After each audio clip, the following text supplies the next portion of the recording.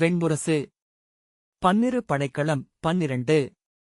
முதல்கதிர் எழுவதற்குள்ளாகவே இருமைந்தரையும் அரசத்தேரில் ஏற்றி அகம்படையினர் தொடர மங்கல இசை முன்செல்ல நகரிலிருந்து கொண்டு சென்றனர். அரசமைந்தர் நகர் நீங்குகிறார்கள் என்னும் செய்தியை முரசங்கள் நகருக்கு அறிவித்தன. சாலையின் இருமருங்கும் கூடி நின்றிருந்த ராஜகிரகத்தின் குடிகள் வாழ்த்தொலி எழுப்பி அவர்களை வழியனுப்பி வைத்தனர். அரண்மனை முகப்பில் பத்மர் தலைமையில் 5 பெருங்குழுவும் 80,000 கூடி நின்று முறைமை செய்து தேரை அனுப்பி வைத்தது. கோட்டை முகப்பில் குடிமூத்தார் 70 நின்று வாழ்த்தி விடையளித்தனர். வாசிப்பது சந்தீப். முரசுகளும் கொம்புகளும் முழங்கிக் கொண்டிருந்தமையால் அச்சடங்குகள் நடந்து கொண்டிருக்கையில் எப்போதோ மக்களின் வாழ்த்தொலிகள் முற்றிலும் நின்றுவிட்டிருப்பதை எவரும் உணரவில்லை. அரசத்தேரும் அகம்படித்தேர்களும் இருளில் புதைந்து மறைந்தபின் பெருமுரசம் மீட்டலுடன் ஓய்ந்தபோதுதான் நகரமே ஆழ்ந்த அமைதி கொண்டிருப்பதை அனைவரும் உணர்ந்தனர். அரைப்பட்டு ஓய்ந்த முரசுத்தோல் என விம்மிக் கொண்டிருந்தது அவர்களின் உள்ளம். அன்னையர் ஓசையின்றி இருளுக்குள் கண்ணீர் வடித்தனர். கன்னியர் தங்கள் இருள் மூலைகளில் சென்றமர்ந்து முழங்கால்களை கட்டிக்கொண்டு முட்டில் முகம்புதைத்து விசும்பினர். ஆண்கள் அந்த இரவு எவ்வண்ணமேனும் விடியலாகாதா என ஏங்கினர். மறுநாள் என்பது ஒன்றும் நிகழாது முந்தைய நாள் விடியலாக இருக்குமென பேதைமை கொண்டனர். நகரம் மழை நனைந்த பறவைக் கூட்டம் போல ஓசையின்றி இருளில் ஒடுங்கிக் கொண்டது. முதல்கதிர் முட்டையோட்டை கொத்தி உடைத்து ஈரக்குருதிச் சிறகுகளுடன் வெளிவரும் குஞ்சு போல வானில் எழுந்தது. மணிவண்ணன் கோட்டத்திலும் அனல்வண்ணன் கோட்டத்திலும் கொற்றவை கோயிலிலும் மணிகள் ஒலிக்கத் தொடங்கின. பறவைக் குரல்கள் விண்ணிலெழுந்தன. மாளிகை குவை மாடங்களை நனைத்தது புலரியின் ஊமையொளி. நகரம் நீரில் கரைந்த சுவரோவியம் போலிருந்தது. எங்கும் எவரும் நடமாடவில்லை. ஒருவரோடொருவர் பேசவும் ஆற்றலில்லாதவர் என தோன்றினர். ஆலயக் கருவறைகளில் விழிமலர்ந்து அமர்ந்திருந்த தெய்வங்களுக்கு பூசகர் தனிமையில் நீராட்டும் மலராட்டும் சுடராட்டும் நிகழ்த்தினர். மங்கலச் சங்குகள் ஓலங்கள் என ஒலித்தன. அரண்மனையின் தாழ்வாரங்களில் உடல் சோர்ந்து அரைத்தீலில் என தலை எடை கொண்டு சரிய அமர்ந்திருந்தனர் குலமுத்தார். முதுநிமித்திகர் ஒருவர் மெல்ல உடல் நெளித்து நீள்மூச்சு விட்டு வைகாசி மாதம் இடப நன்னாள். வெண்களிற்று விடையேறுபவனுக்குரிய மீன் இது என்றார். அச்சொற்கள் சவுக்கென ஒவ்வொருவரையும் அறைய துடித்து எழுந்தமர்ந்தனர். இளவரசருக்கு எதிராக முதற்சொல் எடுத்த முதுகுல மூத்தார் உரக்க எழுக. இப்போதே சென்று மைந்தரை மீண்டும் அழைத்து வருவோம். நம் குடியும் நகரும் அழிந்தாலும் சரி. அடியுலகாளும் தெய்வங்கள் அனைத்தும் இங்கே செறிந்தாலும் சரி. நம் இளவரசருடன் நாம் வாழ்வோம். அவர்களுடன் மடிவோம். அதுவே முறை என்றார். ஆம், நம் மடியை நம்பி தெய்வங்கள் அம்மைந்தரை இட்டனர். கையொழிய நாம் யார் என்றார் பிறிதொரு குலமூத்தார். பெரும்பழை செய்துவிட்டோம். தன்னலம் மட்டுமே சூழ்ந்தோம் என்றார் ஒருவர். கண்விழித்தெழும் அரசரின் முகத்தை நோக்கும் தகுதி நமக்குண்டா? நாளை எங்கே என் மைந்தர் என்று அவ்வனையர் கேட்டால் எதிர் உரைக்க சொல் நம்முள் உண்டா என்றார் இன்னொருவர். கிளம்புக.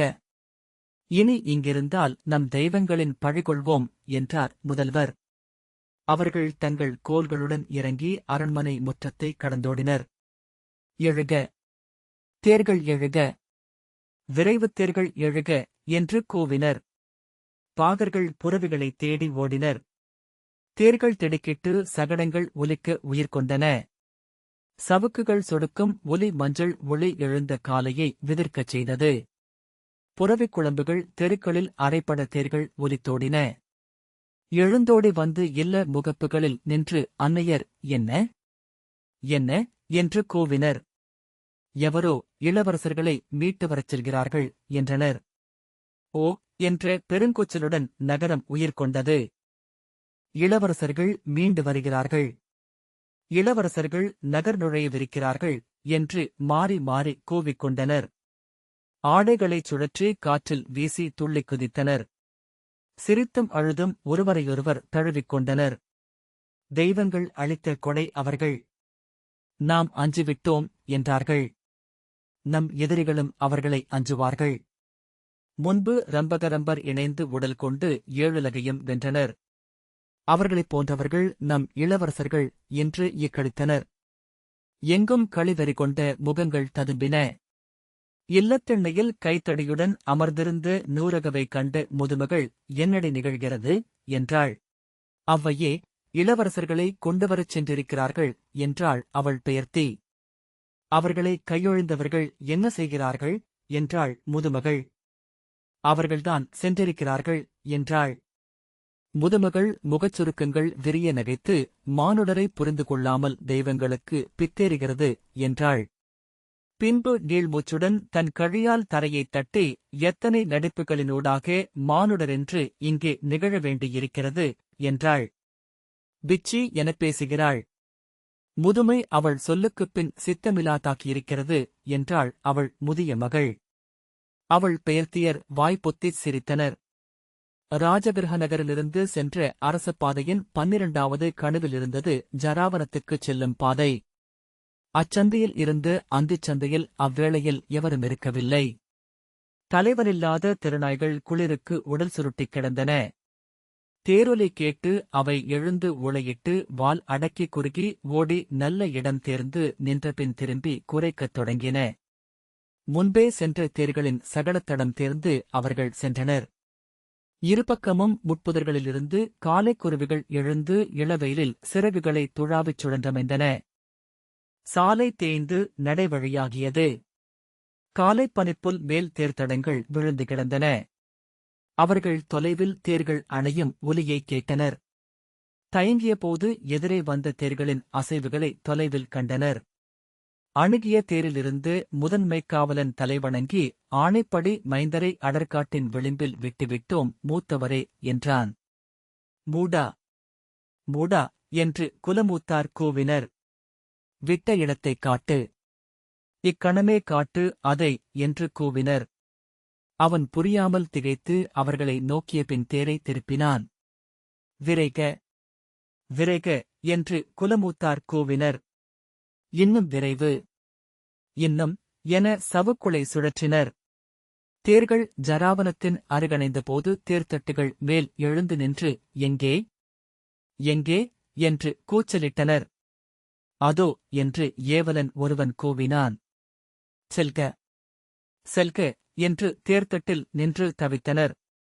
அருகணைந்தபோது அங்கே குருதிபடிந்த தொட்டிலை மட்டுமே கண்டனர். அருகே ஜரையன்னையின் ஓவியம் எழுந்த களிமண் பலகை உடைந்து கிடந்தது. தேடுங்கள், நாயோ நரியோ எடுத்திருக்கலாம் என்று குலத்தலைவர் கூச்சலிட்டார். தன் கைத்தடியுடன் தேர்விட்டு பாய்ந்திறங்கி, இளவரசே, எங்கள் குலம் வாழ வந்த தெய்வங்களே என்று கதறியபடி முட்புதர்களுக்கு நடுவே நிலைப்பதறி ஓடினார். காட்டு விளிம்பின் சிறுபாறையின் மேல் இளவரசர்களை பொதிந்து வைத்த வெண்பட்டுச் சுருள்கள் குருதியுடன் நாரண கிழிந்து பறந்து முட்புதர்களில் சிக்கி காற்றில் பறந்தன. குனிந்து துணிநாரை எடுத்து நோக்கிய வீரன் சிறுத்தை. ஐயமே இல்லை, இது அதன் உகிர் என்றான். அதற்குள் ஒருவன் அங்கே ஈரமண்ணில் பதிந்த சிறுத்தையின் காலடிகளை சுட்டிக்காட்டினான். அதன் விரல் பதிந்த குழிகளில் குருதித் துளிகள் விழுந்து கிடந்தன. தேடுங்கள், தேடுங்கள் என்று குலத்தலைவர் நெஞ்சில் ஓங்கியறைந்தபடி அழுதார். வீரர்கள் அக்குருதித் தடத்தை தேடிச் சென்றனர். இலைகள் நாணுனிகள் போல குருது சொட்டி நின்றன. செஞ்சோரை கருமை கொள்ள அதன்மேல் சிறு பூச்சிகள் மொய்க்கத் தொடங்கியிருந்தன. சிற்றோடை ஒன்றுக்கு அப்பால் சிறுத்தை பாய்ந்து கால் பதித்த தடம் கண்ட ஒருவன் இனிமேல் செல்வதில் பொருளில்லை மூத்தவரே. சிறுத்தை கழுத்தையே முதலில் கவ்வம் என்றான். பெருத்த கேவலுடன் கதறியபடி முதிய குலத்தலைவர் தரையில் அமர்ந்தார். தலையில் ஓங்கி ஓங்கி அறைந்தபடி, எல்லாம் என் பிழை. என் அச்சம் என்னை பேதையாக்கியது. என் தன்னலம் என்னை பழிகொள்ளச் செய்தது. என் குடிக்கு தீச்சொல் சேர்த்தேன் என்று அழுதார். வெறிகொண்டு எழுந்து தன் குத்துவாளை எடுத்து கழுத்தில் பாய்ச்சப் போனார். அவரை அள்ளித் தூக்கி இறுக்கி தேரிலேற்றிக் கொண்டு அவர்கள் திரும்பினர். அரண்மனையில் பத்மர் பதைப்புடன் அவர்களுக்காக காத்திருந்தார். மைந்தருடன் அவர்கள் திரும்பி வரலாகாதென்றே அவர் விழைந்தார். மீண்டு வந்து வளர்ந்து எழும் இளவரசர்களைப் போல மகதத்திற்கு இழிவு தேடித் தருவது பிறிதில்லை என்று அவர் அறிந்திருந்தார். தெய்வங்களின் தீச்சொல் அமைந்த குலம் அதுவென்று அரசர்கள் எண்ணுவார்கள். மகதத்திற்கு மணக்கொடையளிக்க மாட்டார்கள். பெருவேரர் மட்டிலுமே பிறந்தமையால் அஞ்சப்பட்ட மகதம் இளிவரலுக்குள்ளாகும். புறவிக் குழம்புகளை எதிர்நோக்கியபடி அரண்மனை உப்பருகையில் அவர் நின்றார். அனைத்துக்கும் மேலாக அறிவு தெளிந்தபின் அந்த இளவரசர்களை அவர் எப்படி எதிர்கொள்வார் என்று உள்ளம் திகைத்தது. தொலைவில் குலத்தலைவர்களின் கொடிபறக்கும் தேர்களைக் கண்டதும் அவர் சற்று நேரம் சொல்லில்லா உள்ளம் கொண்டு கைசோர்ந்து நின்றார். மறுகணம் அத்தேரில் உயிருடன் மீளும் மைந்தரைப் பற்றிய உளச்சித்திரம் எழுந்தது. உவகை பீரிட படிகளில் இறங்கி முற்றம் நோக்கி ஓடினார். ஆனால் தேர்கள் ஓசையின்றி வந்து நின்றதைக் கண்டதுமே என்ன என்று உய்த்துணர்ந்து மூச்சிறைக்க நின்றுவிட்டார். ஒரு கணம் ஏன் அவ்வாறு உள்ளம் எழுந்தது? ஏனென்றால் 1000 முறை அத்தருணத்தை அகம் நடத்திவிட்டிருந்தது. அவர் உள்ளம் கண்ணீருடன் கூம்பியது. உடலின் எடை பெருகி கால்கள் தள்ளாடின.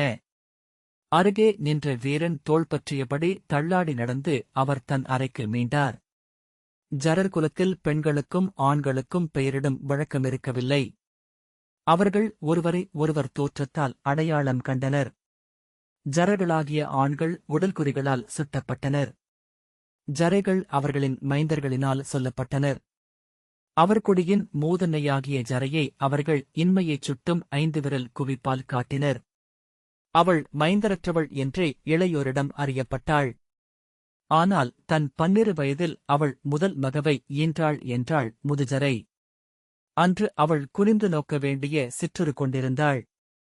இருகைகளையும் மண்ணிலூன்றி விரைப்பவளாதலால் முயல்களைச் சுட்டும் கைக்குறியால் அவளை சொன்னார்கள் ஜரர்கள்.